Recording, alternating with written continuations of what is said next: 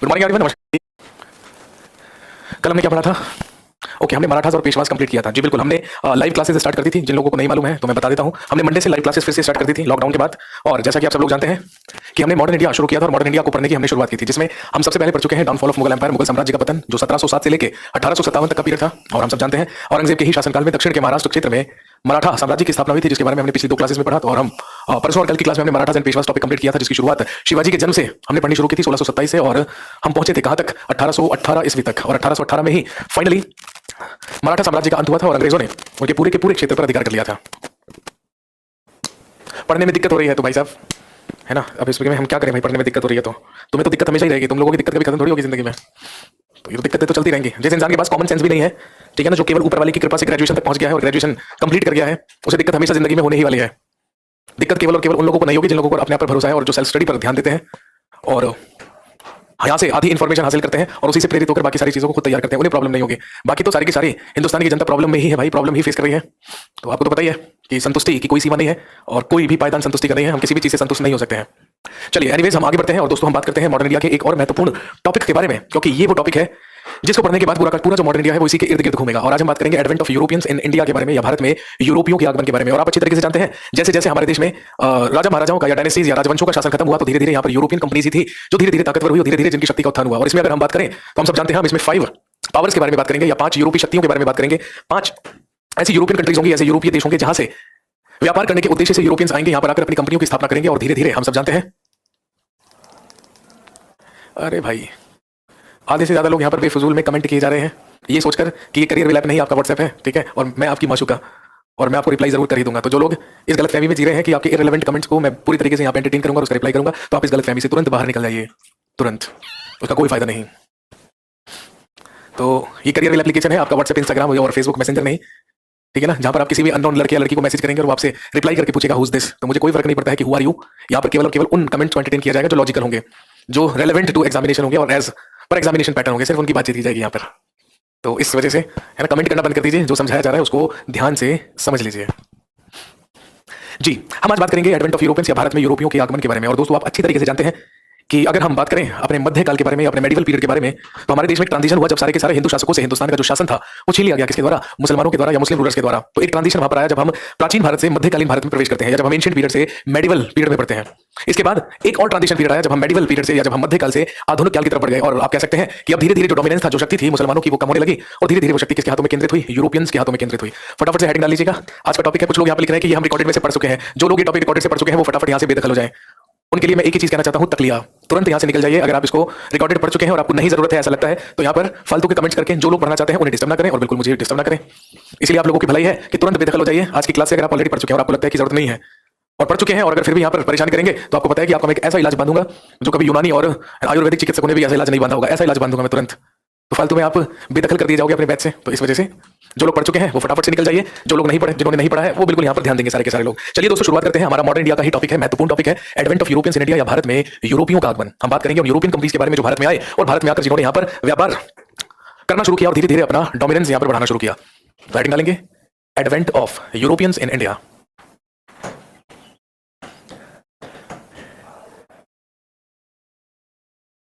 भारत में यूरोपियों का आगमन।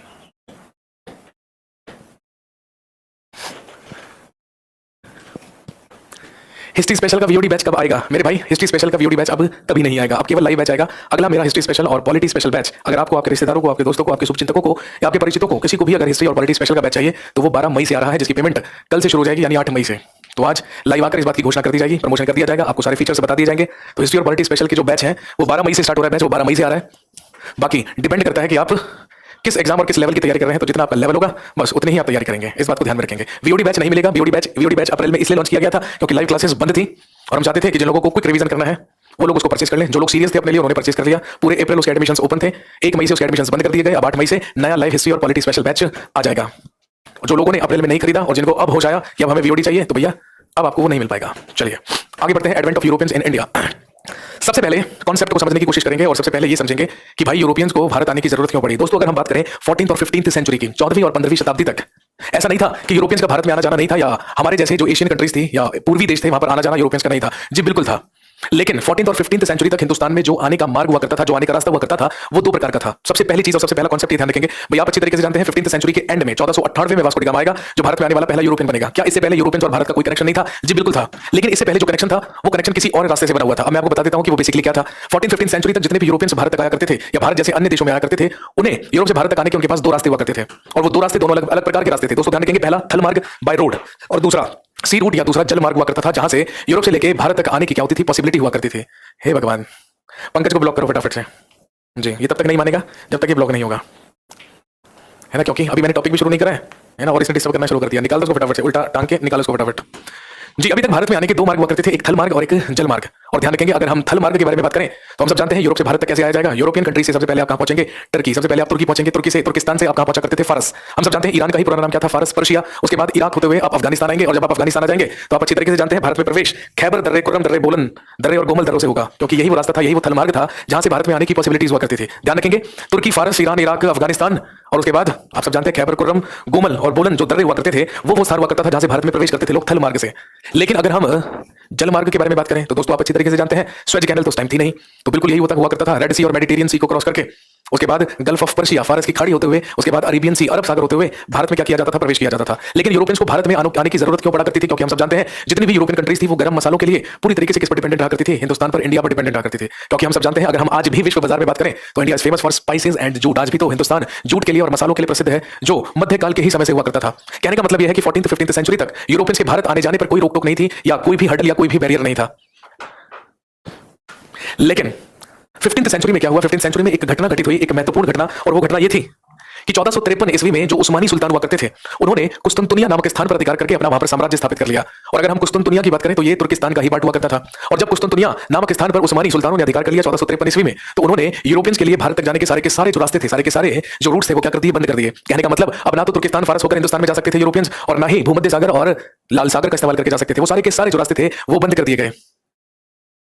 और जब वो सारे के सारे रास्ते बंद कर दिए गए तो भाई आप सब अच्छी तरीके से जानते हैं कि यूरोपियन जो कंट्रीज होती हैं वो बहुत ज्यादा ठंडी होती है, वहां पर बहुत ज्यादा सर्दी पड़ती है, लेकिन उन यूरोपियन कंट्रीज को अपने आप को गर्म रखने के लिए किसी जरूरत पड़ती थी? हमारे गर्म मसालों की जरूरत पड़ा करती थी। इसीलिए अब उनकी मजबूरी हो गई कि let's find another route to reach India. अब हमें भारत तक पहुंचने के लिए एक नया रास्ता खोजना पड़ेगा, एक हमें नए रूट की खोज करनी पड़ेगी। और हम सब जानते हैं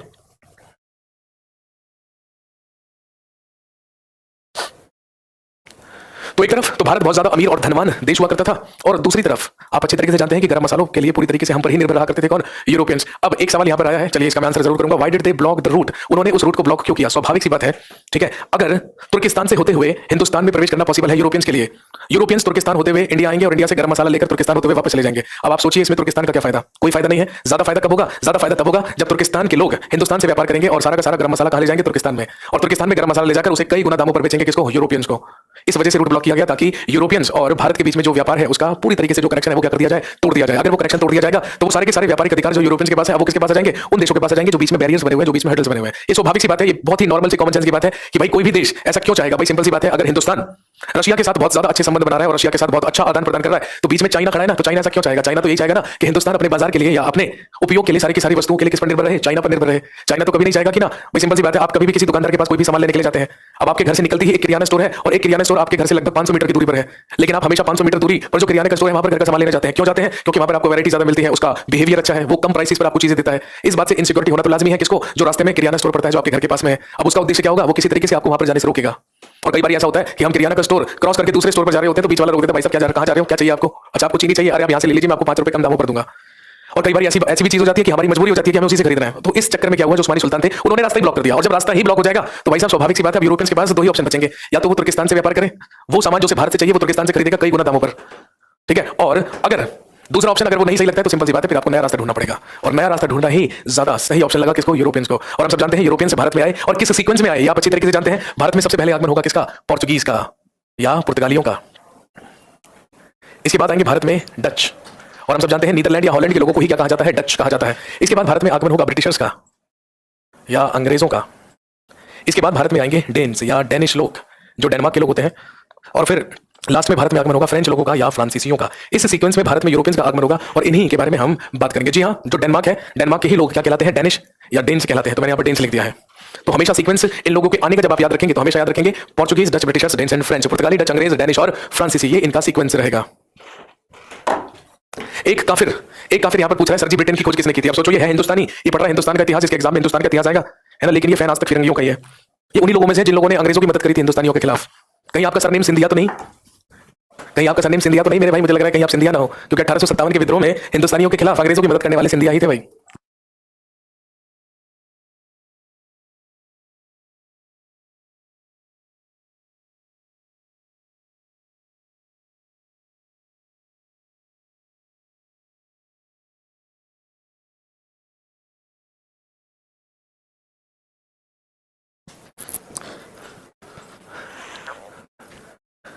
बताओ, अभी तो मैंने टॉपिक स्टार्ट भी नहीं करा, है ना। लोगों ने यहाँ पर क्वेश्चन लिखने शुरू कर दिया और एक भी क्वेश्चन ऐसा नहीं है जो लॉजिकल हो। अभी एक लॉजिकल क्वेश्चन आया था कि उन्होंने रास्ता ब्लॉक क्यों किया। किसी को सवाल से कोई मतलब नहीं है, सारे के सारे लोग क्या पूछ रहे हैं, पहली फैक्ट्री कब लगी, इसकी खोज किसने की, उसकी खोज किसने की, वो सवाल पूछते हैं आप मेरे को, जो आपको गूगल एक सेकंड में बता देगा। जी हाँ, स्वीडिश भी आए थे, लेकिन हम केवल और केवल मुख्यतः 5 शक्तियों के बारे में बात करते हैं जो एक्चुअली यहाँ पर प्रशासन चलाया करते थे अपने व्यापारिक यहाँ पर अपनी कोठियों की स्थापना करने के। तो हम यहाँ पर जो टॉपिक में है हमारे लिए पढ़ने के लिए वो केवल इन 5 पावर्स यूरोपियन शक्तियों के बारे में आपको पढ़ना है, ध्यान रखेंगे।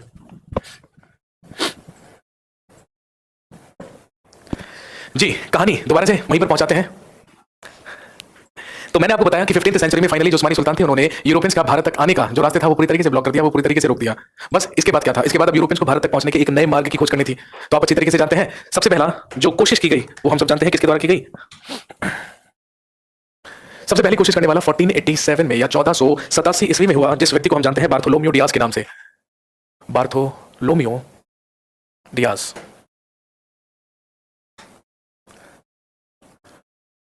और ध्यान रखेंगे 1487 ईस्वी में बार्थोलियास डियाज नामक व्यक्ति ने ही सबसे पहले अफ्रीका के सबसे दक्षिणी किनारे की खोज की। और हम सब जानते हैं इसको क्या कहा गया, इसे आशा अंतरीप कहा गया,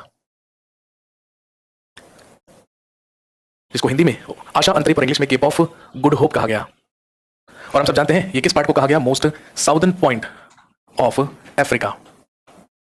अफ्रीका के सबसे दक्षिणी भाग को ही नाम दिया गया आशा अंतरिप या केप ऑफ गुड होप, जिसकी खोज 1487 ईस्वी में बार्थोलोम्यू डियाज ने की थी। लेकिन भारत की खोज करने के लिए हम सब जानते हैं सबसे पहले स्पेन की राजधानी मैड्रिड से अपना पानी का जहाज लेकर एक नाविक निकला जिसको हम कोलंबस के नाम से जानते हैं। और हम सब जानते हैं कोलंबस भारत की खोज करने के लिए 1494 ईस्वी में निकला था।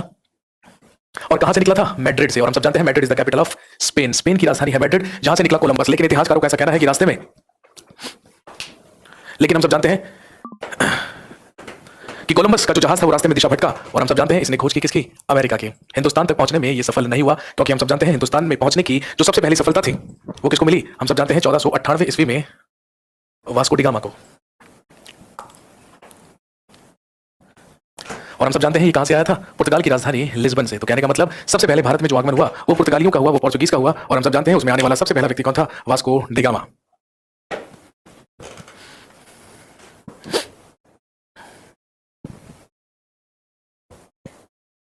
तो हम सबसे पहले ही advent of Europeans in India topic में बात किसके बारे में करने वाले हैं, पोर्चुगीज के बारे में या पुर्तगालियों के बारे में करने वाले हैं।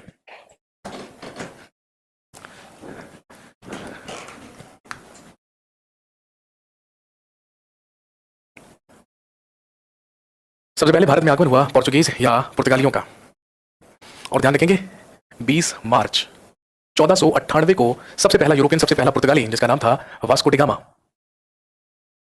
यही अपना पानी का जहाज लेकर हम सब जानते हैं भारत तक पहुंचा। और इसी ने यूरोप से लेकर भारत तक आने के दूसरे समुद्री मार्ग की स्थापना की। और हम सब जानते हैं ये पहुंचा था केरल के कालीकट बंदरगाह पर अपना पानी का जहाज लेकर। इसके शिप का नाम था साओ गैब्रियल।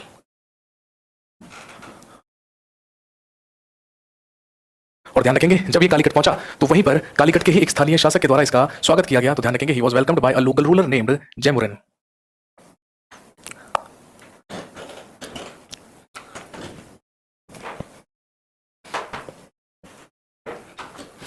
तो हम सब जानते हैं फाइनली सबसे पहला पुर्तगाली जिसको भारत तक पहुंचने में सफलता हासिल हुई वो हुआ वास्को डी गामा, जो 20 मई 1498, मैंने गलती से इसको करेक्ट कर लिया, मैंने गलती से यहां पर मार्च लिख दिया है, that is May.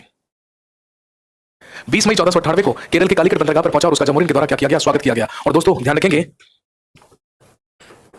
Vasco D gamma ने हिंदुस्तान तक पहुंचने में किसकी मदद ली थी, तो ध्यान रखेंगे अब्दुल मनीद अब्दुल मनीद नाम का ही एक पथ प्रदर्शक था जिसने वास्को डी गामा को हिंदुस्तान तक का रास्ता दिखाया था। और जब वास्को डी गामा हिंदुस्तान में आया तो यहीं पर लोकली रूल कर रहा था जमोरिन नाम का शासक, और उस क्षेत्र पर पूरा का पूरा व्यापार करने का जो अधिकार था वो अरेबियंस के पास था। लेकिन जब भारत में वास्को डी गामा आया, जमोरिन ने उसका भव्य स्वागत किया, लेकिन इस बात की आलोचना की और इस बात का विरोध किया किसने? अरेबियंस ने, क्योंकि अरेबियंस नहीं चाहते थे कि उनके व्यापार पर कोई भी दखलंदाजी किसकी हो, यूरोपियंस की हो। इसलिए उन अरेबियंस ने वास्को डी गामा को बाहर वापस भगाने की सिफारिश की, उसको मार देने की सिफारिश की, लेकिन ऐसा जमोरिन ने नहीं किया। एक साल तक वास्को डी गामा भारत में ही रहा। और दोस्तों, आप अच्छी तरीके से जानते हैं इसी साल, जिस साल वास्को डी गामा भारत आया, इसी साल भारत में स्थापना हुई पोर्चुगीज ईस्ट इंडिया कंपनी की। इसी साल स्थापना हुई पुर्तगाली ईस्ट इंडिया कंपनी की। एक साल तक वास्को डी गामा भारत में रहा और अगले ही साल 1499 को गोवा बंदरगाह से ये वापस लौटा पुर्तगाल, लेकिन खाली हाथ नहीं, अपने साथ लेकर गया ब्लैक पेपर या काली मिर्च। और हम सब जानते हैं जब ये काली मिर्च लेकर वापस यूरोप लौटा तो जब इसने वापस जाकर काली मिर्च बेची तो ही गॉट 60 टाइम्स प्रॉफिट, तो इसे 60 गुना मुनाफा हुआ। देन ही रियलाइज्ड कि अगर इतनी छोटी सी चीज हिंदुस्तान की 60 गुना हमें मुनाफा दे सकती है तो पूरे के पूरे हिंदुस्तान से हमें कितना फायदा होगा। इसीलिए Portuguese decided to come back in India. इसलिए डिसाइड किया गया कि हिंदुस्तान वापस चलते हैं और अब व्यापार ही कहां से करेंगे? हम सब जानते हैं हिंदुस्तान से। इसीलिए पुर्तगालियों ने हिंदुस्तान से व्यापार करना क्या किया? डिसाइड किया। और दोस्तों ध्यान रखेंगे, वास्को डी गामा जिस समय आया था उस समय पोर्चुगीज किंग या पुर्तगाली राजा हुआ करता था, ध्यान रखेंगे, डॉन हेनरिक।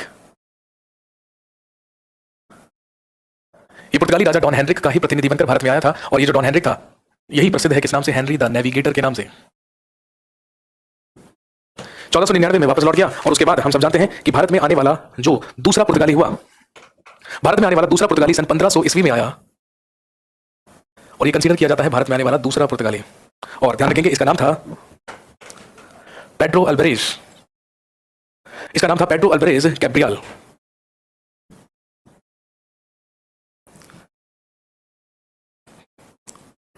ये भारत में आने वाला दूसरा पुर्तगाली था। और ध्यान रखेंगे जो 13 जहाजों के बेड़ों के साथ हिंदुस्तान में आया था सन 1500 ईस्वी में।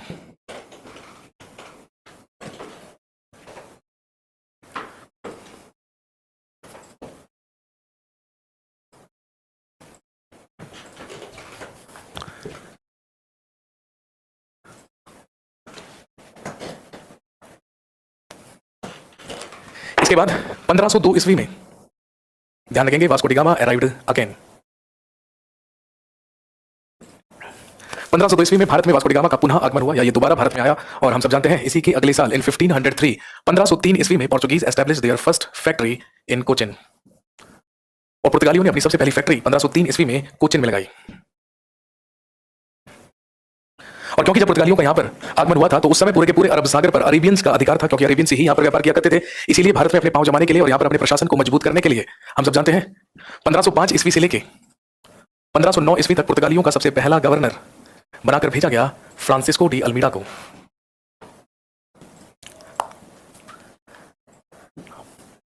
पुर्तगालियों का सबसे पहला गवर्नर बनकर आया फ्रांसिस्को डी अल्मीडा।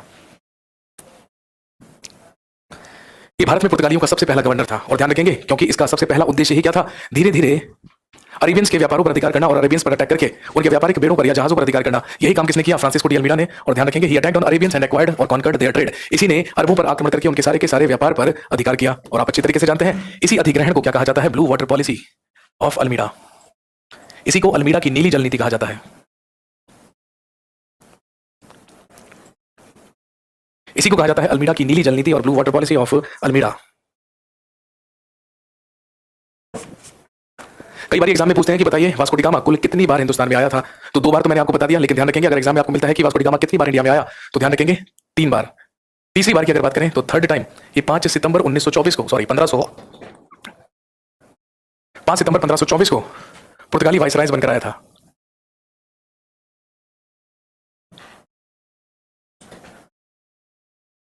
लेकिन इसी वर्ष इन 1524 Vasco D gamma died in Cochin, लेकिन यहीं पर इसी साल इसकी मृत्यु हो गई थी।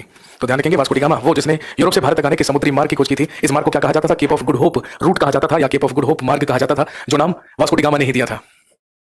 1524 में ही कोचिन में इसकी डेथ हो गई थी।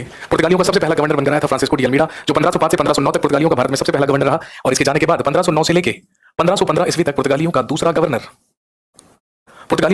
बनकर आया Alfonso de Albuquerque. Alfonso de Albuquerque ये 1509 से 1515 तक पुर्तगालियों का भारत में गवर्नर रहा। और दोस्तों ध्यान रखेंगे हम सब जानते हैं भारत में आमों की या मैंगोस की जो बेस्ट वैरायटी है, जो सबसे बेहतरीन किस्म है, उसको भी अल्फोंसो कहते हैं। यही वो व्यक्ति है जिसने भारत में अल्फांसो आमों की खेती शुरू की थी। और ध्यान रखेंगे रत्नागिरी, महाराष्ट्र का Ratnagiri famous for Alfonso mangoes, आप अच्छी तरीके से जानते हैं। 1509 से 1515 तक पुर्तगालियों का दूसरा गवर्नर बनकर आया अल्फांसो दी अल्बुकर्क। और इसी को कहा जाता है he is known as the actual founder of Portuguese empire. पुर्तगाली साम्राज्य का वास्तविक संस्थापक ही किसको माना जाता है? अल्फोंसो दी अल्बुकर्क को माना जाता है। और दोस्तों ध्यान रखेंगे, इन 1510 ईस्वी में ही अटैक्ड ऑन बीजापुर। 1510 ईस्वी में इसने बीजापुर पर आक्रमण किया और वहीं पर ध्यान रखेंगे आदिल शाही सुल्तानों से, और वहीं पर इसने आदिल शाही सुल्तानों से प्राप्त किया गोवा।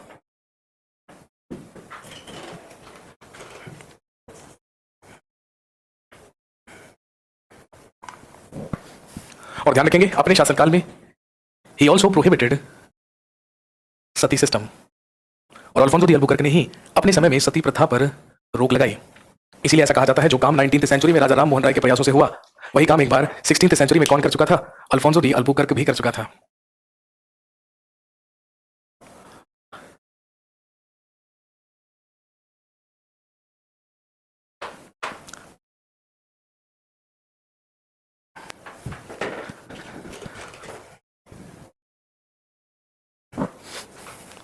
पंद्रह सौ 15 ईस्वी में अल्फोंसो डी अल्बुकर्क की मृत्यु भारत में ही हुई थी, और उसके बाद पुर्तगालियों का तीसरा गवर्नर 1529 में बनाकर भेजा गया था। हालांकि मैंने अभी आपको बताया 1524 में एक बार फिर से भेजा गया था वास्को डी गामा को, लेकिन वास्को डी गामा की डेथ हो गई थी। इसके बाद 1529 से लेकर 1538 तक पुर्तगालियों का तीसरा गवर्नर बनाकर भेजा गया था नीनो डी कुन्हा को। और सबसे महत्वपूर्ण सवाल जो नीनो डी कुन्हा से बनता है वो ध्यान रखेंगे, इन 1530 ईस्वी में he shifted his capital from Cochin to Goa. इसी ने पुर्तगालियों की राजधानी को 1530 ईस्वी में कोचिन से गोवा स्थानांतरित किया था, और पुर्तगालियों की जो राजधानी है वो कोचिन से स्थानांतरित कर दी गई थी कहां पर? गोवा में।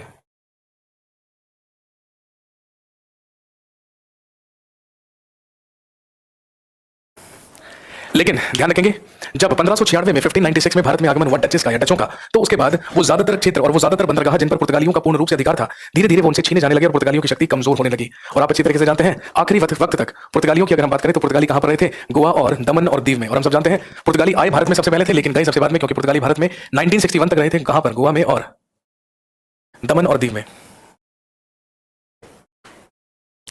लेकिन ऐसी कई सारी चीजें थी जो पुर्तगाली ही भारत में लेकर आए थे, जो पुर्तगालियों का ही कंट्रीब्यूशन था किसके लिए? भारत के लिए। तो हम बात करते हैं पुर्तगाली वो कौन कौन सी चीजें थी जो भारत में लेकर आए थे।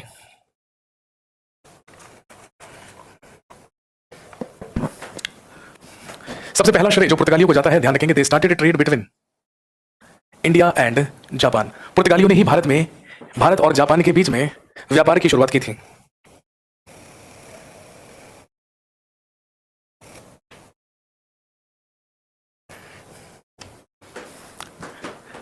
इसके अलावा ध्यान रखेंगे भारत में टोबैको, तंबाकू, आलू, लाल मिर्च, रेड चिली, पपीता, पपाया, अमरूद, गुआवा, इसके अलावा पीनट्स, मूंगफली आदि लाने का श्रेय भी किसको जाता है? पुर्तगालियों को। पुर्तगालियों ने ही ये सारी की सारी चीजें या इन सब की जो खेती है वो भारत में शुरू की थी। इसके अलावा हिंदुस्तान में भारत में शिप बिल्डिंग या जहाज निर्माण की शुरुआत करने का श्रेय भी किसे जाता है? पुर्तगालियों को। इसके अलावा भारत में कॉमर्शियलाइजेशन ऑफ एग्रीकल्चर, कृषि का वाणिज्यीकरण करने का श्रेय भी किसको जाता है? पुर्तगालियों को जाता है। एक आदमी पूछ रहा है व्हाट इज गुआवा। भाई साहब तो मेरे सामने होता ना तो दीवार में चिनवा देता, सच्ची बता रहा हूं मैं। ये ले लिख ले, अमरूद। अमरूद भी समझ में ना आए तो पेरू लिख लियो। अमरूद भी ना समझ में आए तो पेरू लिख लेना, है ना। बट खैर तुम पेरू मत लिखना, नहीं तो जब ज्योग्राफी क्लास में जाओगे तो फिर ज्योग्राफी में बोलोगे कि अभिषेक सर ने तो अमरूद को पेरू बताया था, आप साउथ अमेरिका में देश बता रहे हो पेरू। ये भी दिक्कत हो जाएगी फिर आप लोगों के साथ। तो भारत में कृषि का वाणिज्यीकरण या commercialisation of agriculture was also started by Portuguese. इसके अलावा कैथोलिक डिजाइन ऑफ चर्चेस, चर्चों को बनाने का जो कैथोलिक मॉडल था वो भी भारत में इंट्रोड्यूस किया था किसने? पुर्तगालियों ने। और सबसे इंपॉर्टेंट चीज ध्यान रखेंगे, भारत में प्रिंटिंग प्रेस। भारत में प्रिंटिंग प्रेस की शुरुआत करने का श्रेय भी पूरी तरीके से पुर्तगालियों को जाता है। भारत की सबसे पहली प्रिंटिंग प्रेस गोवा में स्थापित की गई थी पुर्तगालियों के द्वारा, और जो कब की बात है? 1556 की बात। ये सारी की सारी वो चीजें थी। कॉमर्शियलाइजेशन मींस अभी तो बताया भाई, हिंदी में बोला तो वाणिज्यिकरण। अभी तक हिंदुस्तान के लोग केवल अपने जीवन निर्वाह करने के लिए कृषि कर रहे थे, लेकिन अब पुर्तगाली उनसे कॉमर्शियल कृषि करवाने लगे। सिंपल सी बात है, आप अभी तक अपने खेतों में गेहूं उगा रहे थे, चावल उगा रहे थे, क्योंकि आपको गेहूं और चावल की ही जरूरत है, उसी से आप क्या करेंगे? अपना पेट भरेंगे। लेकिन कोई अगर आपसे कहे कि अब आप गेहूं चावल नहीं उगाएंगे, गेहूं चावल आपको खरीद कर खाना पड़ेगा, आप एक काम कीजिए, तंबाकू उगाइए, अफीम उगाइए, चाय उगाइए, कपास उगाइए, ये सारे के सारे ये क्या है? ये सारी की सारी वाणिज्यिक फसलें हैं, जिससे आपको क्या मिलता है? फायदा मिलता है। 1556, जी हाँ, पहली प्रिंटिंग प्रेस 1556 में लगी थी गोवा में। 1 मिनट वेट करेंगे, अभी आता हूं मैं, अभी कंटिन्यू करते हैं। और कल इस टॉपिक को हम फिनिश करेंगे जिसमें हम पढ़ेंगे बाकी लोगों के बारे में। ध्यान रखेंगे पुर्तगाली आए सबसे पहले थे लेकिन गए सबसे बाद में। अगले 10 मिनट, ठीक है, जिसका जो जो सवाल है वो सवाल पूछ सकता है। अगर मुझे लगता है कि भाई साहब लॉजिकल सवाल है, मुझे यहाँ पर एनर्जी वेस्ट करनी चाहिए, तो मैं जरूर करूंगा। अब आप अपने सवाल पूछिए यहाँ पर।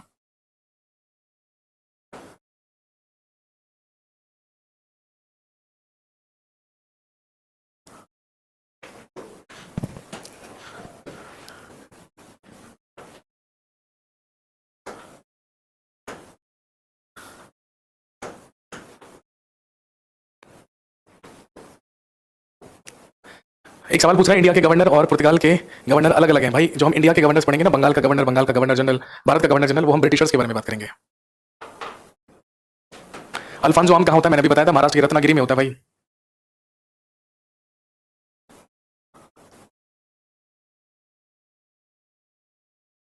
कि करियर विल का ऑफिस तो खुला नहीं होगा, और अगर करियर विल का ऑफिस नहीं खुला होगा तो या तो हमने स्टूडियो अपने घर में लगा रखा होगा, या फिर घर के आसपास किसी जगह पे जहाँ पे हम जा सके वहां पे लगा रखा होगा। कुछ मालूम है ना यहाँ पे आधे से ज्यादा